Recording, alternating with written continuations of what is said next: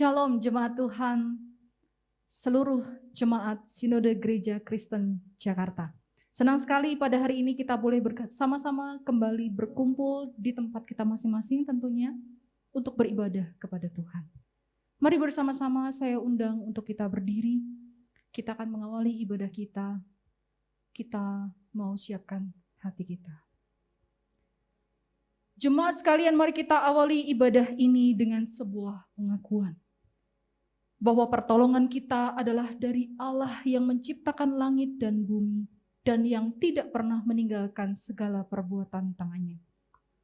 Ibadah ini kita alaskan dalam nama Allah Bapa, Allah Anak, dan Allah Roh Kudus. Mari kita ambil waktu hening sejenak di hadapan Tuhan. Kita bersatu.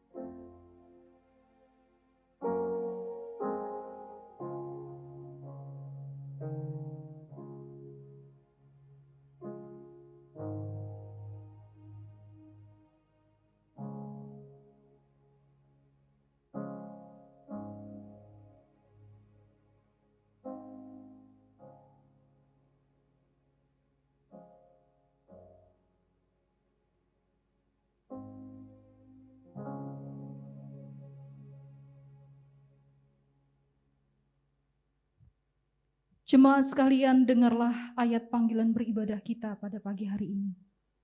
Dari Mazmur 7 ayat 2 dan 3.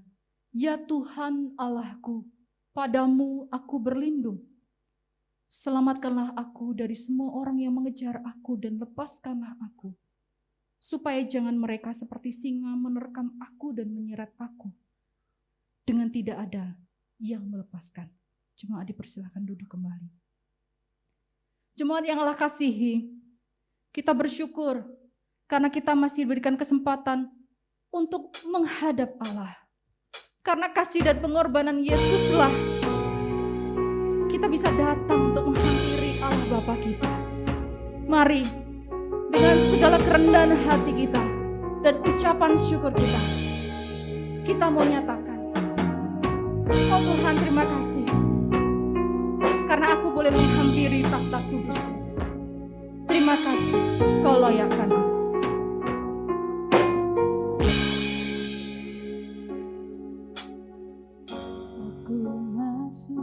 Mari nyatakan ini dengan penuh kesungguhan di hadapan Tuhan. Tempat kudus-Mu, pujian ku naikkan, sembahku berikan bagi-Mu Allah yang mulia. Kau layakkanku menghampiri-Mu, melihat tata kemuliaan-Mu Tuhan. Pujian ku naikkan, sembahku berikan bagi-Mu Allah yang mulia. Oleh kuasa darah-Mu Kau telah tebus dosaku. Kekudusan-Mu melingkupiku. Kasih-Mu mengalir, memulihkan hidupku. Sungguh besar anugerah-Mu, Kau selamatkan hidupku. Ku menjadi ciptaan yang baru oleh kuasa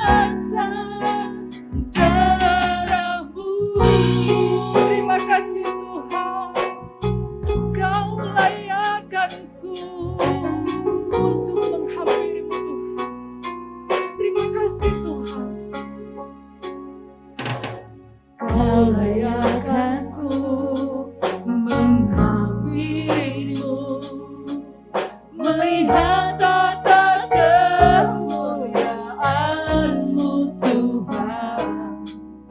Pujian tunaikan sembahku berikan bagimu Allah yang mulia. Oleh kuasa darah-Mu Kau telah tebus dosaku, kekudusan-Mu melingkupiku. Oh, kasih-Mu Tuhan, kasih-Mu yang mengalir dalam hidup kami, mengalir memulihkan hidupku. Sungguh besar anugerah-Mu, Kau selamatkan hidupku.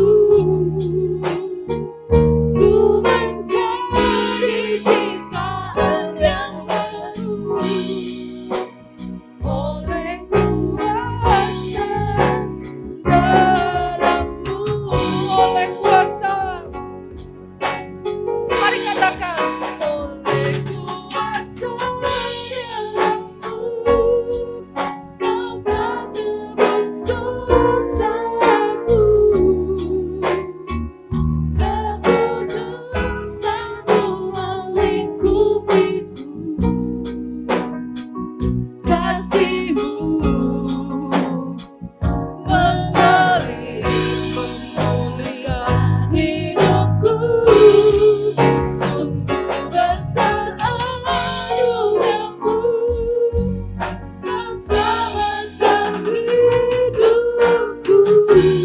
menjadi ciptaan yang baru, menjadi ciptaan yang baru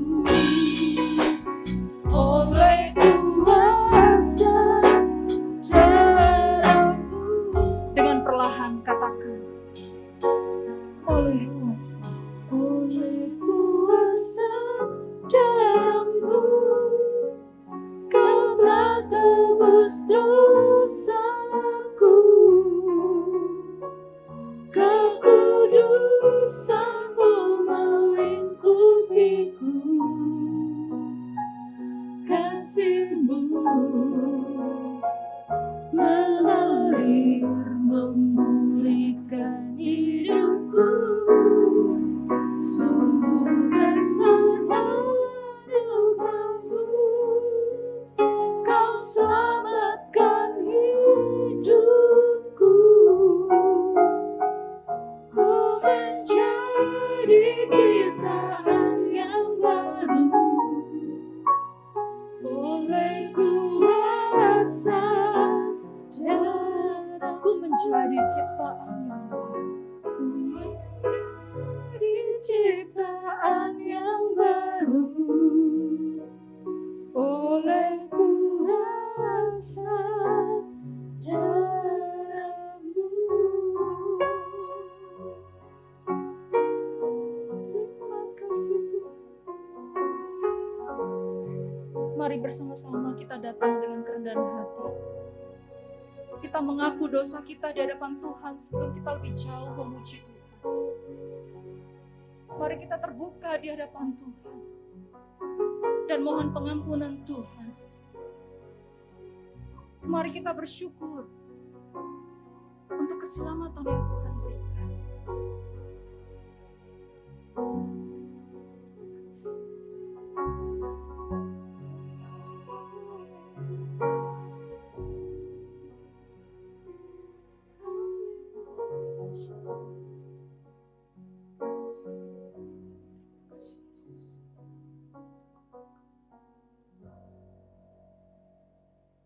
Kami bersyukur Tuhan, karena Engkau adalah Allah yang begitu setia.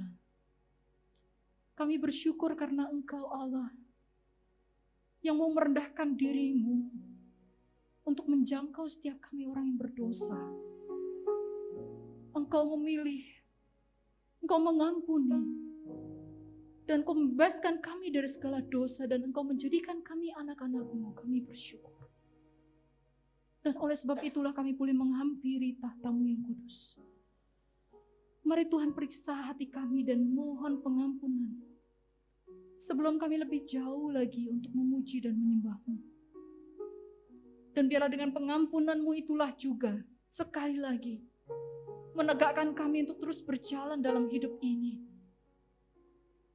Dengan situasi apapun yang mungkin saat ini kami hadapi, mungkin pergumulan, tantangan, kesulitan.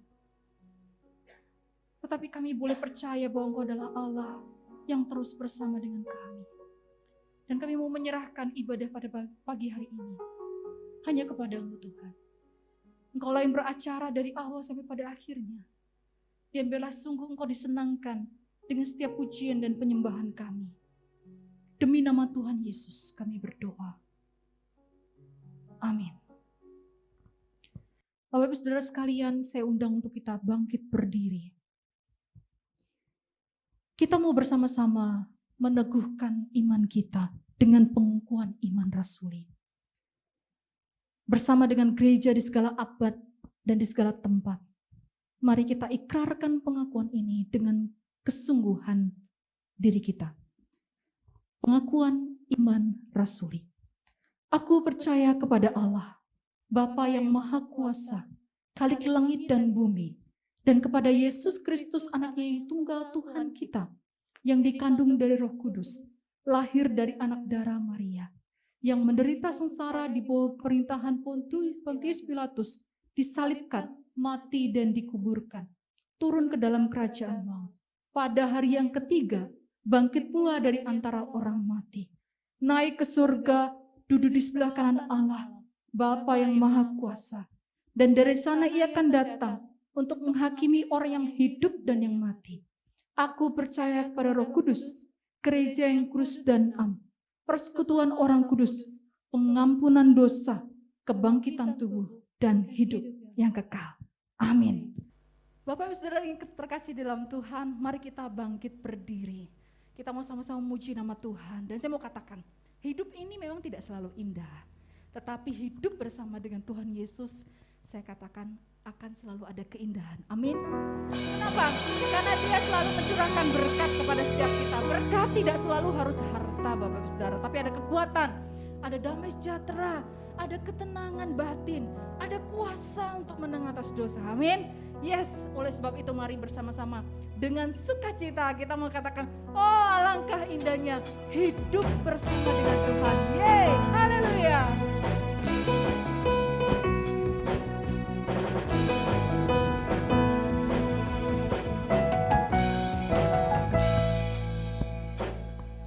Alangkah indahnya hidup di dalam Tuhan, Dia mencurahkan berkat yang melimpah. Alangkah indahnya jalan bersama Tuhan, Dia memberikan kuasa untuk menang. Yesusku, Yesusku dahsyat, ku tak ragu kepadamu. Kau Tuhan yang setia di pihakku. Yesusku ajaib, Yesusku ajaib, tak terbanding kuasa-Mu. Kau yang terhebat, terbesar bagiku. Amin. Mari bersama sekali lagi katakan, oh alangkah indahnya berjalan bersama-Mu.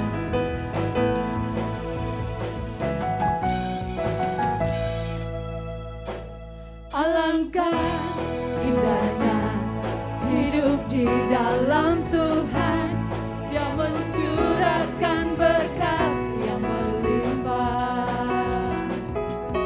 Alangkah indahnya jalan bersama Tuhan, Dia memberikan kuasa untuk menang. Bersama Yesusku dahsyat, ku tak ragu kepadamu. Kau Tuhan yang setia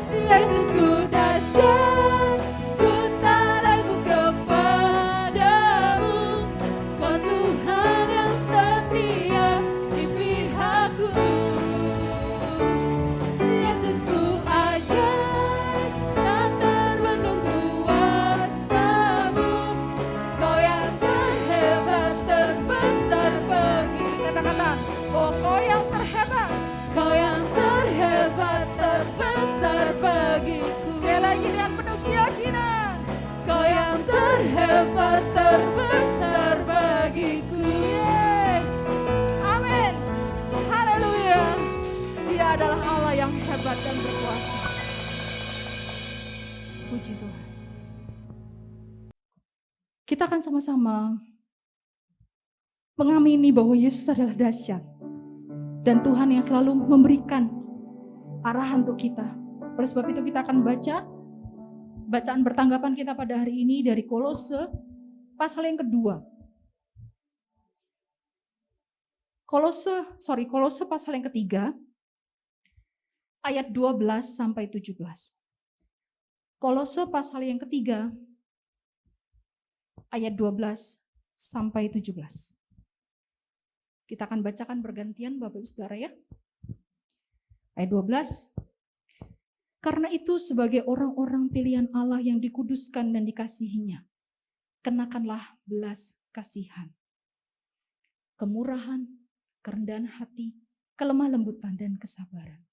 Sabarlah kamu seorang terhadap yang lain, dan ampunilah seorang akan yang lain. Apabila yang seorang menaruh dendam terhadap yang lain, sama seperti Tuhan telah mengampuni kamu, kamu perbuat juga demikian. Dan di atas semuanya itu, kenakanlah kasih sebagai pengikat yang mempersatukan dan menyempurnakan. Hendaklah damai sejahtera Kristus memerintah dalam hatimu, karena untuk itulah kamu telah dipanggil menjadi satu tubuh. Dan bersyukurlah. Hendaklah perkataan Kristus diam dalam segala kekayaannya di antara kamu, sehingga kamu dengan segala hikmat mengajar dan menegur seorang akan yang lain, dan sambil menyanyikan mazmur dan puji-pujian dan nyanyian rohani, kamu mengucap syukur kepada Allah di dalam hatimu. Dan segala sesuatu yang kamu lakukan dengan perkataan atau perbuatan, lakukanlah semuanya itu dalam nama Tuhan Yesus, sambil mengucap syukur oleh Dia kepada Allah Bapa kita. Puji Tuhan. Bapak Saudara, kita bersyukur karena sesungguhnya kita tidak pernah sendirian di dunia ini. Ada rohnya yang diam di dalam kita ketika kita percaya kepada Kristus. Dan rohnya itulah yang akan menolong kita ketika kita mendengarkan firman Tuhan. Bukan saja mengerti, tapi juga menerjemahkan. Bahkan menolong kita, memberi kekuatan untuk mentaatinya. Mari kita nyanyikan pujian ini sebagai doa kita di hadapan Tuhan. Aku buka hati dan pikiranku Tuhan untuk jamahan.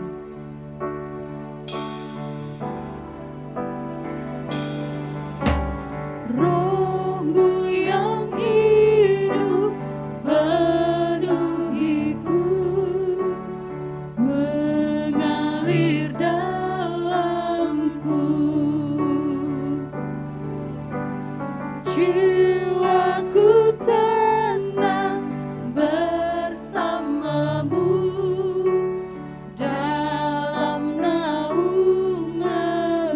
Ku buka hati, ku buka hati untuk jamahanmu, berserah penuh di hadiratmu. Kau ambil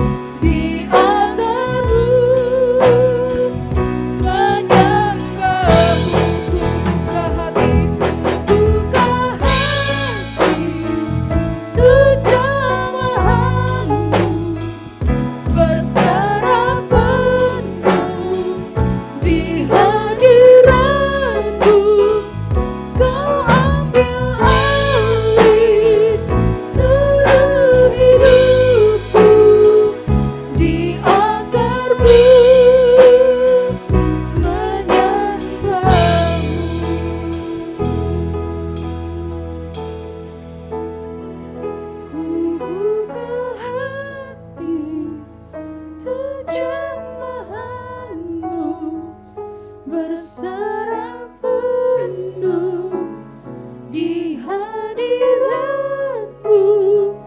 Kau ambil alih seluruh hidupku di altar-Mu, menyembah-Mu.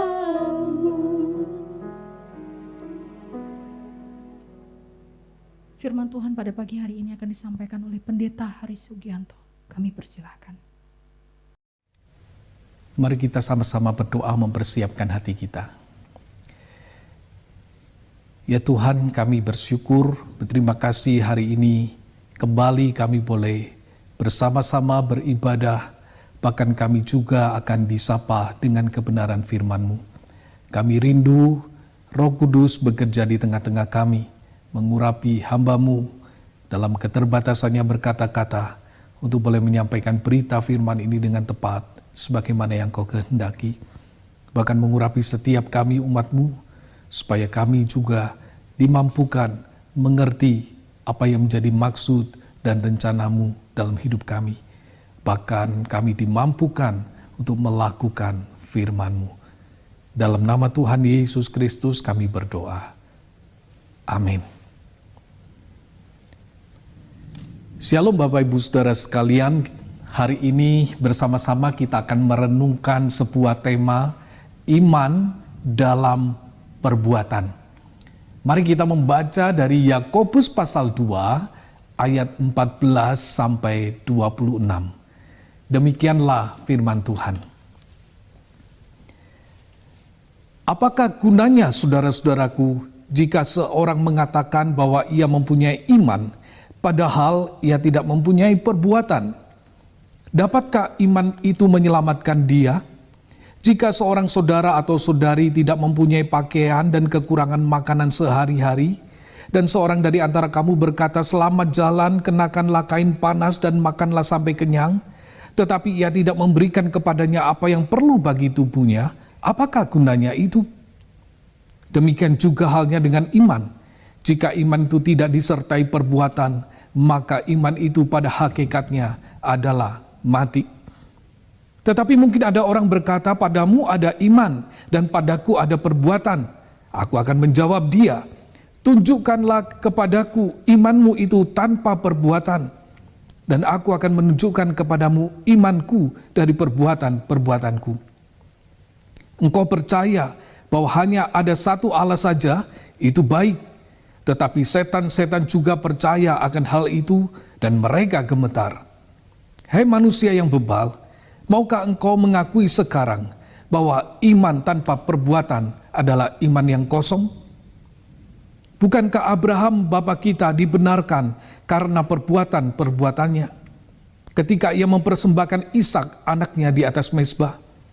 Kamu lihat bahwa iman bekerja sama dengan perbuatan-perbuatan, dan oleh perbuatan-perbuatan itu iman menjadi sempurna.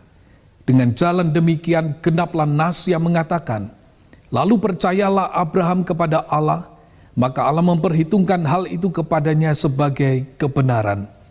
Karena itu Abraham disebut sahabat Allah. Jadi kamu lihat bahwa manusia dibenarkan karena perbuatan-perbuatannya dan bukan hanya karena iman. Dan bukankah demikian juga Rahab, pelacur itu, dibenarkan karena perbuatan-perbuatannya? Ketika ia menyembunyikan orang-orang yang disuruh itu di dalam rumahnya, lalu menolong mereka lolos melalui jalan yang lain. Sebab seperti tubuh tanpa roh adalah mati, demikian jugalah iman tanpa perbuatan-perbuatan adalah mati. Sampai demikian pembacaan firman Tuhan. Bapak Ibu Saudara sekalian, kecanggihan dunia teknologi saat ini bisa membuat orang lebih mudah untuk memanipulasi gambar. Apa yang tidak menarik diubah menjadi satu gambar yang luar biasa. Apakah itu penampilan fisik atau peristiwa-peristiwa tertentu. Ada beberapa foto yang fenomenal, ternyata itu hanyalah hasil editan. Heboh ditemukannya seekor singa hitam, ternyata hanyalah hasil editan. Foto pilot yang selfie dari jendela pesawat, ternyata sebenarnya juga tidak demikian. Dia selfie waktu masih di landasan. Gambar para fotografer yang dikejar beruang, ternyata juga hasil editan. Yaitu dengan menambahkan beruang di dalam gambar mereka yang sedang berlari. Setelah ini mungkin membuat orang saat ini susah membedakan mana foto yang asli dan mana yang palsu. Jika kita tidak ingin tertipu, kita perlu berhati-hati mempercayai suatu gambar yang fenomenal. Bagaimana kita bisa mengetahuinya? Tentu saudara ini butuh analisa terhadap file gambar tersebut, atau ketika kita tahu yang aslinya seperti apa, kita bisa membedakan mana yang asli dan mana yang bukan. Membedakan yang asli atau yang palsu itu kadang tidak mudah. Jika sesuatu yang kelihatan saja susah dibedakan, apalagi saudara, membedakan mana yang asli dan yang mana yang palsu terhadap sesuatu yang tidak kelihatan. Bagaimana menilai iman seseorang itu palsu atau tidak? Iman itu adalah sesuatu yang tidak nampak, di mana hanya orang itu dan Tuhan yang tahu apa yang menjadi imannya. Sebab saudara, berbicara tentang iman seseorang bukan sekedar apakah KTP orang itu tertulis Kristen atau bukan. Bukan sekedar orang itu pergi ke gereja atau tidak. Bahkan bukan sekedar orang itu sudah dibaptis atau belum. Masalah iman ini berkaitan dengan siapa yang memimpin hidup orang itu. Siapa yang mengatur perilakunya. Ini berarti saudara, adalah berbicara tentang siapa yang menjadi Tuhannya. Hal inilah saudara yang menjadi perhatian Yakobus, seorang pemimpin gereja mula-mula. Di dalam ayat-ayat yang tadi kita baca, kita menemukan berulang-ulang hal ini mendapatkan penekanan. Kalau disebut berulang-ulang, ini menunjukkan saudara bahwa ini adalah sesuatu yang penting.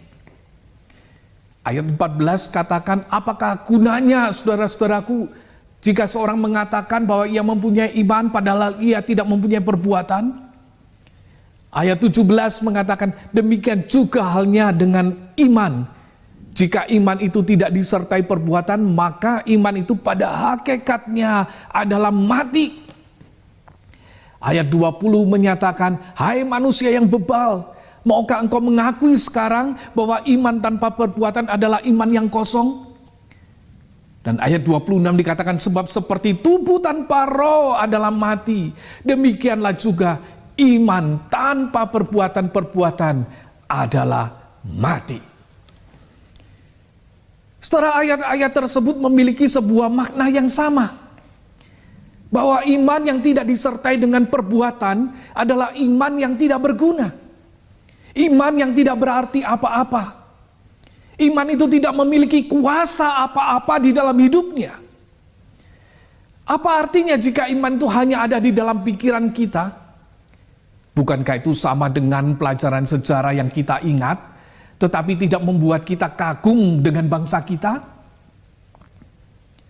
Apa artinya jika iman itu hanya muncul di perkataan kita, apalagi cuma seminggu sekali di gereja? Bukankah itu sama seperti kita mengucapkan I love you, tetapi kita tidak melakukan apa-apa sebagai wujud cinta?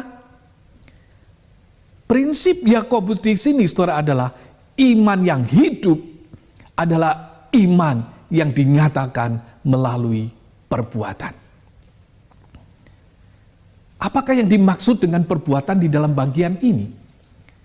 Apakah ini berbicara tentang ritual ibadah yang dilakukan jemaat setiap minggu? Apakah ini berbicara tentang seorang yang rajin berdoa dan baca Alkitab? Apakah ini berbicara tentang kepanitiaan di dalam acara-acara rohani? Ternyata saudara, bukan seperti itu di dalam konteks ini. Jemaat di mana Yakobus menulis surat ini adalah jemaat yang majemuk. Ada berbagai profesi dan juga berbagai latar belakang yang berbeda satu dengan yang lain. Di tengah-tengah jemaat itu ada juga orang-orang yang miskin, yang membutuhkan pertolongan. Tetapi saudara, apa yang terjadi di tengah-tengah jemaat? Mereka yang dianggap mampu menolong hanya berkata, selamat jalan, kenakanlah kain panas, makanlah sampai kenyang. Tetapi ia tidak memberi apa-apa kepada orang itu. Yakobus katakan, apa gunanya? Padahal saudara, dikatakan orang itu tidak mempunyai pakaian, kekurangan makanan sehari-hari. Salam yang disampaikan itu saudara, memang salam yang biasa dinyatakan oleh orang-orang Yahudi ketika berpisah. Salam itu enggak salah. Tetapi masalahnya adalah tidak ada kepedulian pada apa yang terjadi dalam kehidupan saudaranya. Iman itu harus dinyatakan di dalam tindakan kepedulian terhadap sesama. Jika tidak, itu tidak ada artinya. Yakobus memberikan contoh. Abraham itu disebut sahabat Allah. Mengapa? Karena ia menyatakan imannya di dalam perbuatan-perbuatannya. Ia taat pada apa yang Allah perintahkan. Tidak saja tokoh besar seperti Abraham, dicatat juga Rahab. Si pelacur itu dikatakan juga menyatakan imannya melalui perbuatannya. Dalam hal apa? Yaitu ketika ia menyambut orang asing dan menyelamatkan para pengintai Israel itu dari kejaran musuh. Dan dia dibenarkan karena perbuatannya. Tentu menjadi satu pertanyaan, apakah berarti iman kita kepada Kristus itu tidak cukup? Apakah berarti kita diselamatkan itu adalah karena iman ditambah perbuatan? Saudara, bukan seperti itu maksud dari Yakobus ini. Keselamatan itu memang kita peroleh melalui iman kepada Kristus yang sudah mati dan bangkit bagi kita. Namun saudara, iman kepada Kristus itu seharusnya bukanlah iman yang mati.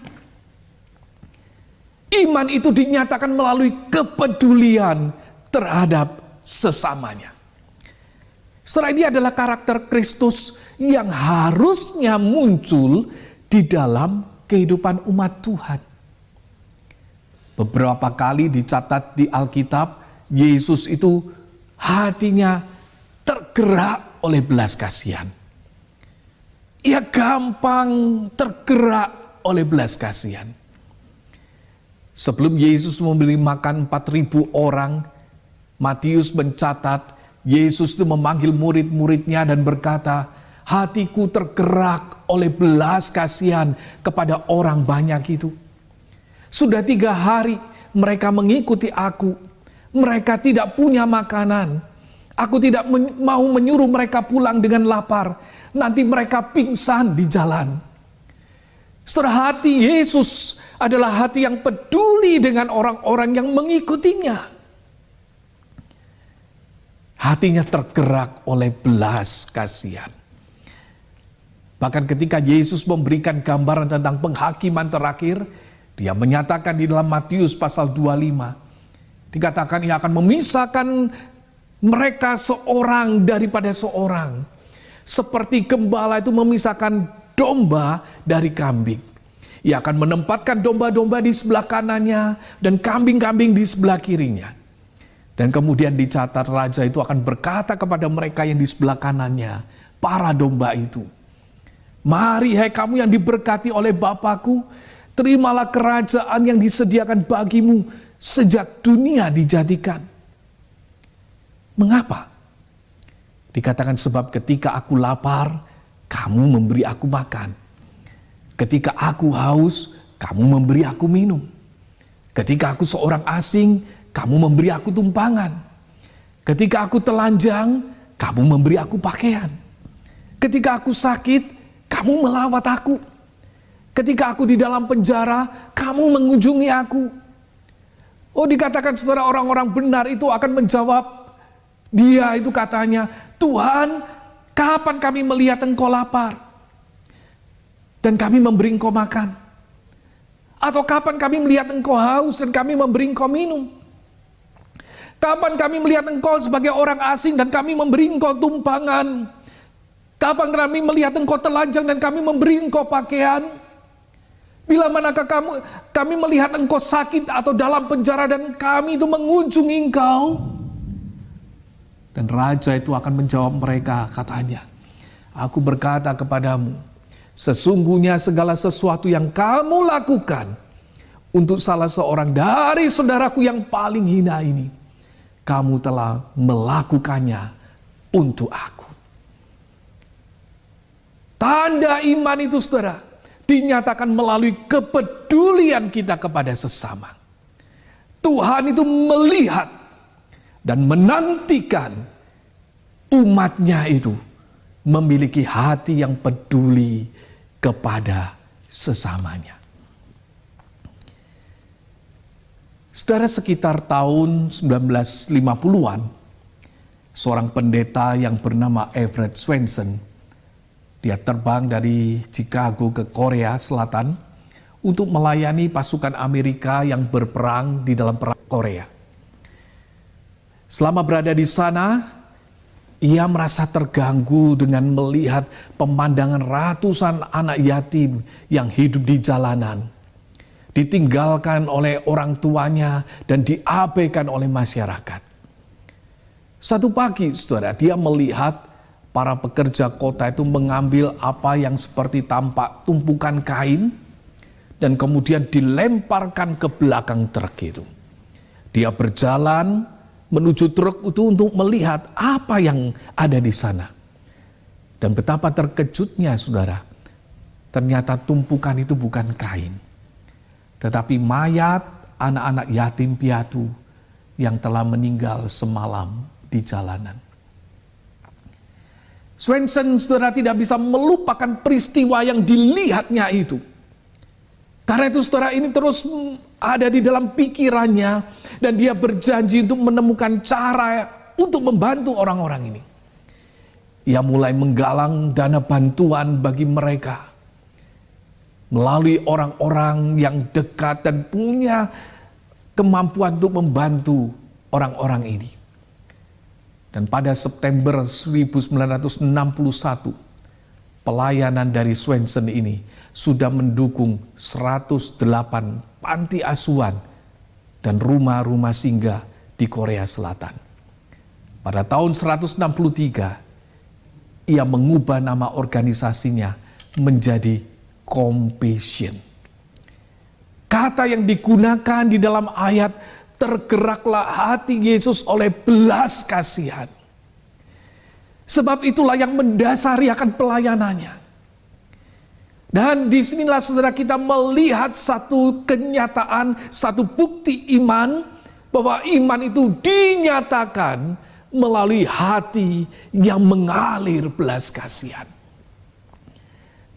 Dan melalui pelayanan Swensen, banyak anak yang diselamatkan.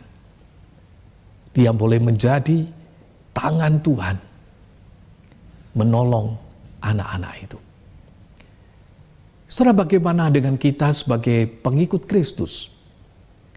Apakah yang menjadi respons kita ketika melihat orang lain yang mengalami penderitaan atau kesulitan? Apakah kita terbuka untuk hal-hal ini? Saudara, saat ini kita hidup di tengah-tengah masa-masa yang sulit. Ada yang bergumul di tengah-tengah keluarga di masa pandemi ini. Ada yang bergumul di dalam sekolah, pekerjaan, usaha, dan lain-lain. Tetapi saudara, kita juga melihat saat ini adalah saat yang sulit bagi orang susah. Sebab kita itu betapa susahnya untuk menemukan orang-orang yang bisa kita temui dengan mudah di masa-masa pandemi ini. Saat ini kesendirian itu menjadi nyata di tengah-tengah pandemi ini, bukan? Beberapa rekan yang mendahului kita di tengah-tengah serangan COVID-19 ini harus berjuang sendirian. Tidak ada orang yang mungkin bisa mendampingi. Di tengah-tengah nafas yang terengah-engah, tidak ada orang di sebelahnya. Hanya alat-alat kesehatan yang mengelilinginya sampai menghembuskan nafas yang terakhir dengan tanpa teman di sampingnya. Sementara di masa yang lalu orang-orang yang kehilangan ini masih bisa dihibur dengan kedatangan sahabat-sahabat di rumah duka. Sekarang tidak lagi, bukan? Begitu terbatas. Krisis yang terjadi di tengah-tengah pandemi ini, saudara, tidak saja krisis kesehatan, krisis ekonomi, krisis sosial, tetapi yang saya khawatirkan, saudara, adalah juga krisis kepedulian. Kita sudah merasa diri kita jadi korban pandemi, kita sudah merasa susah, masakan harus mikirin orang lain lagi. Kita sudah merasa kita juga menjadi imbas dari kesulitan yang ada. Dan kita merasa tidak harus peduli lagi dengan orang lain. Saudara, di masa-masa yang seperti inilah Tuhan menantikan umatnya menyatakan iman melalui perbuatannya. Selama Tuhan masih memberikan berkat, biarlah kita boleh terus ingat bagi mereka yang membutuhkan. Selama Tuhan itu memberikan kita kekuatan, biarlah kita boleh menopang saudara-saudara kita yang lemah. Selama Tuhan itu memberikan hidup, biarlah kita itu juga terbuka untuk orang-orang di sekitar kita. Saudara, jangan sampai slogan menjaga jarak membuat kita betul-betul menjadi terpisah dengan orang-orang di sekitar kita. Kita mungkin tidak bisa berdekatan secara fisik, tetapi marilah kita boleh tetap saling memperhatikan satu dengan yang lain. Di tengah-tengah situasi yang tidak mudah ini, yang terjadi di dalam kehidupan masyarakat kita, bahkan juga mungkin terjadi di tengah-tengah jemaat di mana kita sama-sama berbakti, saudara dan saya dipanggil untuk menyatakan iman melalui kepedulian kepada orang-orang yang membutuhkan. Bukan sekedar menaikkan doa, tetapi juga boleh turun tangan untuk mereka. Allah ingin memakai saudara dan saya untuk menjadi kepanjangan tangan Tuhan. Biarlah orang-orang di sekitar kita boleh merasakan tangan Tuhan melalui tangan kita. Mereka boleh merasakan berkat Tuhan melalui berkat yang kita berikan. Mereka boleh merasakan kekuatan Tuhan melalui penghiburan yang kita berikan. Dan boleh merasakan kasih Tuhan melalui kasih yang kita bagikan. Kiranya Tuhan menolong saudara dan saya, supaya iman yang kita miliki boleh nyata dan sempurna melalui perhatian kita kepada orang-orang yang ada di sekitar kita. Amin.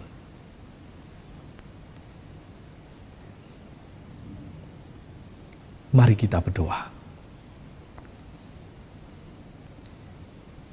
Ya Tuhan, kiranya Engkau menolong kami sekali lagi.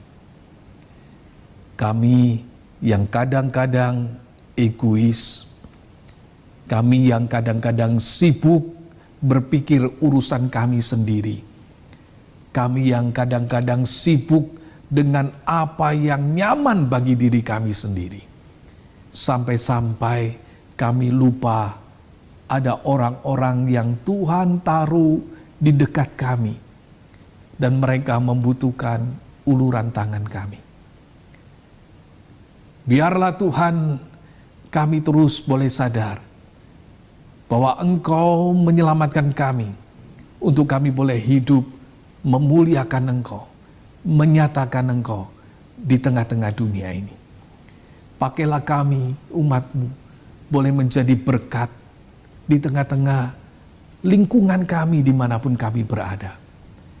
Biarlah orang-orang di sekitar kami boleh merasakan kehadiran Tuhan melalui kehadiran kami. Merasakan cinta Tuhan melalui cinta kami. Merasakan perhatian Tuhan melalui perhatian kami. Bahkan boleh merasakan berkat Tuhan melalui berkat yang kami bagikan. Pakailah kami jadi umat yang boleh menyatakan iman dalam perbuatan kami. Dalam nama Tuhan Yesus Kristus, kami berdoa. Amin. Terima kasih, Tuhan memberkati saudara sekalian. Terima kasih kepada Pendeta Hari Sugianto yang telah menyampaikan firman Tuhan. Tuhan memberkati pelayanan Bapak dan seluruh keluarga. Bapak saudara sekalian, sebagai anak Tuhan kita hidup di dunia ini betul seperti firman Tuhan, kita tidak hidup dalam dosa, tapi kita dipanggil untuk hidup bagi Tuhan. Kita mau menghasilkan buah dan menjadi berkat. Oleh sebab itu, mari kita meresponi firman Tuhan dengan pujian berikut. Sambil kita mau memberi yang terbaik lewat persembahan kita. Mari Bapak saudara sekalian bisa mentransfer lewat nomor rekening gereja lokal masing-masing atau scan QR yang ada. Hidup ini adalah kesempatan. Hidup ini untuk melayani Tuhan. Jangan sia-siakan. Jangan sia-siakan apa yang Tuhan beri. Hidup ini harus jadi berkat. Hidup ini adalah kesempatan. Hidup ini adalah kesempatan. Hidup ini untuk melayani Tuhan. Jangan sia-siakan apa yang Tuhan beri. Hidup ini harus jadi berkat. Oh Tuhan, pakailah hidupku selagi aku masih kuat. Bila saatnya nanti ku tak berdaya lagi, hidup ini sudah jadi berkat. Oh Tuhan, pakailah hidupku selagi aku masih kuat. Bila saatnya nanti ku tak berdaya lagi, hidup ini sudah jadi. Bila saatnya nanti ku tak berdaya lagi. Bila saatnya nanti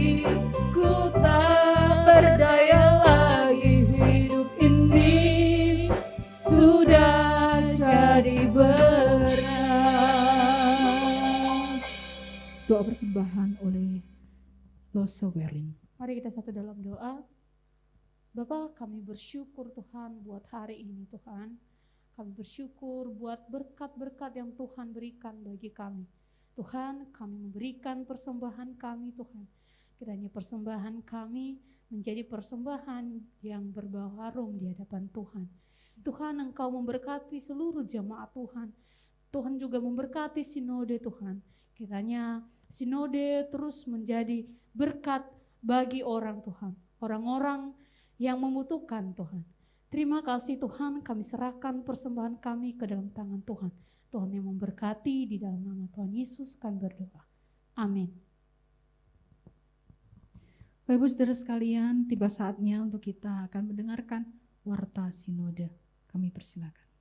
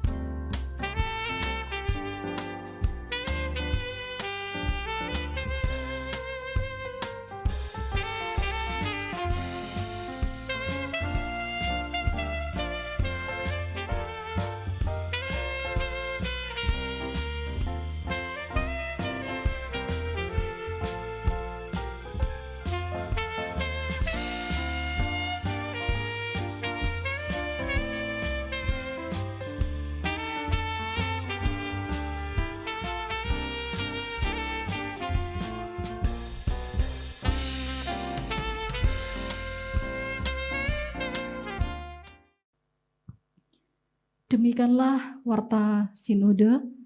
Mari kita perhatikan dan kita boleh ikuti sesuai dengan jadwal yang telah diberitakan.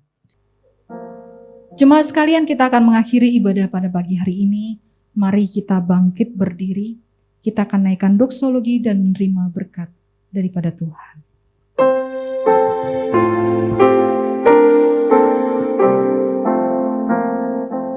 Puji Allah Bapa Putra, puji Allah Roh Kudus, ketiganya yang esa.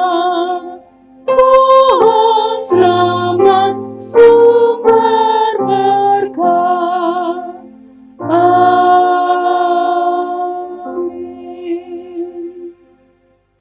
Jemaat Gereja Kristen Jakarta yang dikasihi Tuhan, kiranya iman kita semakin mengakar di dalam Kristus, namun sikap dan perbuatan kita semakin nyata dan menjadi berkat bagi orang lain hari lepas hari.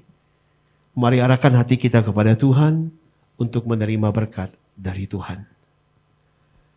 Kiranya kasih karunia dari Allah Bapa, damai sejahtera di dalam Tuhan Yesus Kristus, pimpinan, tuntunan, dan pertolongan dari Allah Roh Kudus, menyertai setiap kita untuk boleh menyatakan Kristus lewat iman dan perbuatan kita, mulai hari ini sampai Tuhan Yesus datang kembali. Amin.